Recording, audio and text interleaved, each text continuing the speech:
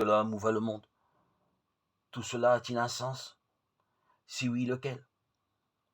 Bien vain celui qui penserait écarter la question. Elle renaît sans cesse et ne peut ne pas renaître. Elle porte en elle quelque chose de plus troublant encore que la précédente. L'homme seul dans un désert face à des horizons sans fin a bien davantage encore le sentiment d'être perdu quand vient à souffler un vent de sable qui l'entraîne comme un fétu. C'est bien aujourd'hui le cas de l'homme.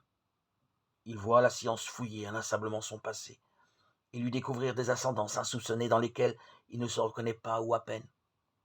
Le vent qui l'amène jusqu'à cette heure de l'histoire vient de l'infini des temps, lui qui a peine à se représenter la vie des hommes d'il y a au moins un siècle, a fortiori d'il y a plusieurs siècles, s'aperçoit que le chemin dont la longueur lui donnait déjà le vertige se prolonge et disparaît dans la nuit.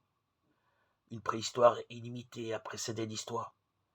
Il doit compter par milliers de siècles, lui qui s'égarait dès les premières dizaines. Mais s'il y réfléchit, le mystère était déjà à sa porte. Si étrange que cela soit, il ne sait de sa propre naissance que ce que d'autres ont pu lui dire. Son propre passé, sa propre origine lui échappe. Et puis, entre cette naissance personnelle obscure et les inaccessibles périodes de la naissance du monde, quelle incohérence, quel chaos.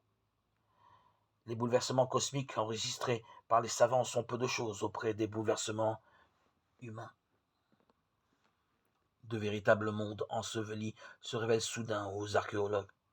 On cherche en vain la trace de civilisations entières disparues. Ici, là, pendant des siècles, des hommes ont vécu, ont aimé, se sont organisés, ont pensé, et le flot a emporté jusqu'à leur mémoire.